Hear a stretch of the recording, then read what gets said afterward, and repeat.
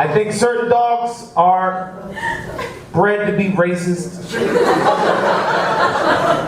German Shepherds, that's a racist dog. Every time I see a German Shepherd, I'm like, that dog would turn his body camera off.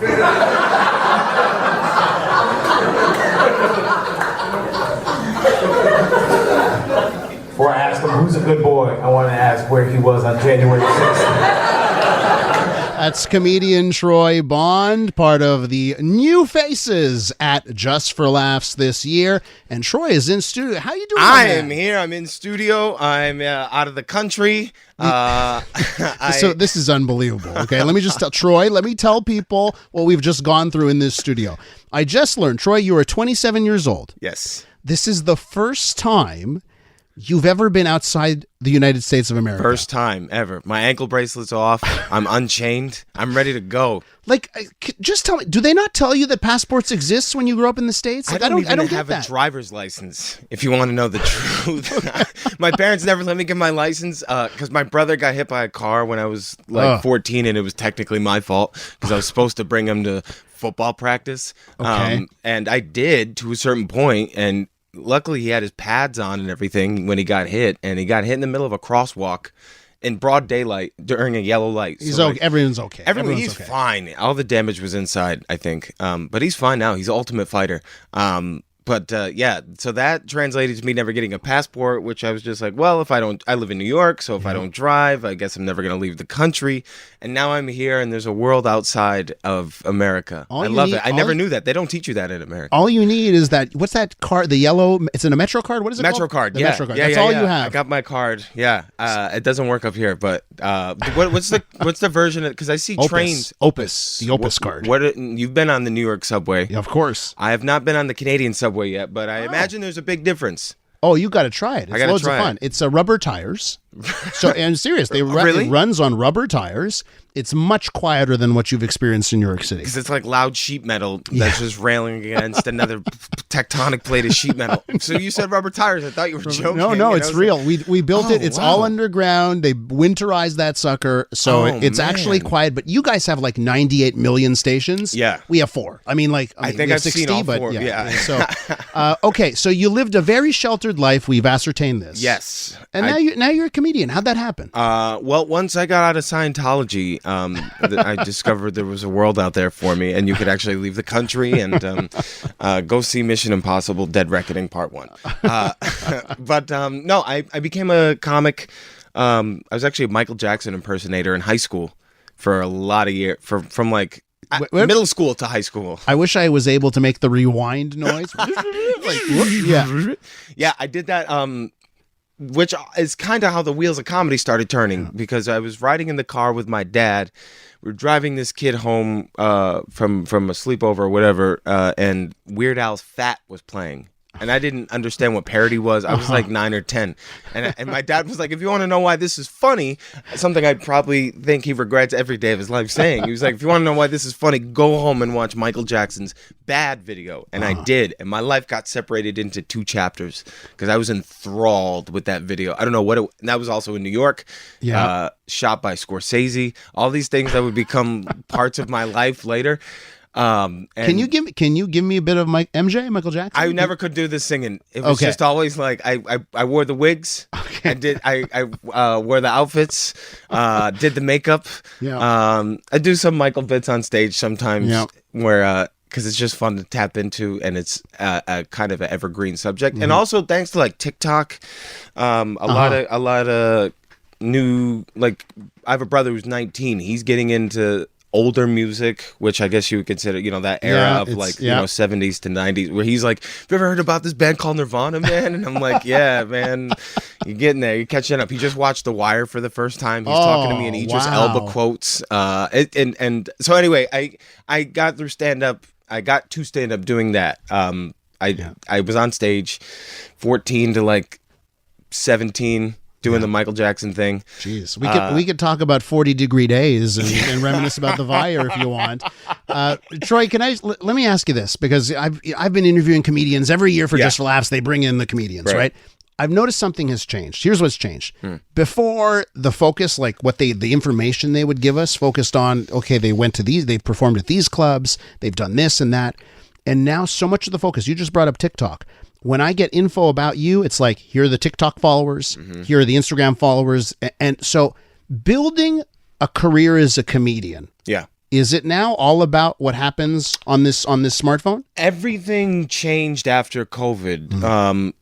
But it was going that way anyway. It was inevitable. But yeah, that's 110% what it is. Like, even when I go on stage now, people always ask for credits. And they're like, what do you want me to say? Even if I'm doing a road show, I'm like, just say, you've seen them on TikTok or Instagram. They know why they're here. They don't like, oh, who's here? Oh, the guy who was on Jimmy Fallon 10 years ago. That's why. But like, the internet is worldwide. And there are so many, I've walked around Montreal 3-4 days now, and there have been people who are like, I follow you on TikTok, you're hilarious, man. Like, and it's a direct to consumer market, and the algorithm, nobody knows what the algorithm is, but it caters to you. And we're in a time now where you can find comedians, or comedians find you. There's an explosion of comedy happening right now. You've been doing comedy for so many years, or covering it, interviewing comedians. There's an explosion happening with comedy right now that killed it in the 90s, where they opened up all the comedy clubs. But now the explosion is happening in a way where it's accessible to people who your audience finds you. Is it the best of times or the worst of times because of the whole, for lack of a better term, cancel culture? Like, does it make it easier? Because now you've built this following. It doesn't matter what happens. You always have that following. Or is it a mixed blessing? I'm doing pretty great as a result of it. I always look at it like, you learn, there's obviously stuff you can put on TikTok, and that there are bits where you're like, this will translate and this will be fine. And there's stuff that stays in the club, because it's like, you need to watch a whole show to appreciate that. And that's the double-edged sword, is finding what clips to put up, and the ones that do really well, I try not to read comments on. The ones that do poorly, I don't read comments on, because like, either way, like, you're going to have good and bad. And I'll say I've reaped nothing but benefits from it, and a lot of weird DMs from female bodybuilders, but mostly benefits. And that's a benefit too. That was great. Of course. Any DM can be a good DM. Any DM is a good DM, just depends on how you look at it. I'm a DM half full kind of guy. Troy, is it is your brain always working comedy? Like, when you land in Montreal, are you looking at every single thing? Oh, the French and this, and you're like, comedy. How does it work? It was, it's funny because I think there's a voice inside most comedians' heads that are like, it's anti-comedy almost, and what comes out is the comedy. Like, the thing that it's, and with most people, right? Like, the thing you're thinking at work is not like, I want to jump across the table and choke this guy. You're going like, so tell me more about your dog Buster, who ran away when you were 12, and how that influenced your novel. And like, the stuff that that's what comes out when you're thinking like, I'm gonna beat you with a water bottle in the face. But I've always found comedy to be the thing that helped me understand what the world is at a young age. And I think I remember talking to somebody going to a barbecue restaurant once, and they were like, he was so serious about it that he was like, you can't teach barbecue, man. You just feel it. And that's how I feel about comedy. Like, there's times where I don't go on stage with a prepared set. I have an hour, 2 hour, 3 hour that I know I can pick and choose from, especially from the road, because you just get up there and you're reacting. Performance is listening more than it's talking. Like, this is so great in studio right now because we're looking at each other. We're back and forth. We're bouncing. We're needy. But there's it's just listening. And is it always on? Probably. But it doesn't feel that way until you get back to your hotel room and you feel like Krusty the Clown, where you're just like, oh, God, oh, man, try the new rib witch. And the exhaustion kicks in. Now, Troy, you're part of the New Faces show tomorrow night. New Faces tomorrow comedy, night, yes. At Just for Laughs. Just for Laughs. Our next segment on the show, because, this is talk radio. We're just going. Every 15 minutes is something new. Next segment is about the alien hearings at Congress yesterday. Yeah. Would you like to leave us? No, I watched with them. Any wisdom? What do you think about the aliens? They're here, and I think they're showing us the aliens And I want to know what they're doing that for. Like, why are they Mm-hmm. showing us now? What are they hiding? Because remember during COVID, they started talking about aliens because they were in America at least, because Yeah. we had so many cracks in our healthcare system that they were like, all right, just tell them UFOs are real. They came out, the government came out and said UFOs are real. And for the longest time, I didn't think that aliens were real because I was like, all right, if Trump loses, he's going to be like, all right, I met E.T. He's a great guy. He's a great guy. He's trying to phone home. Call 1-800-ET. Stop Georgia electors. The fact that that guy, he looks scared. Yeah, He was the- like, the- I yes. can't tell you if I saw a body or not.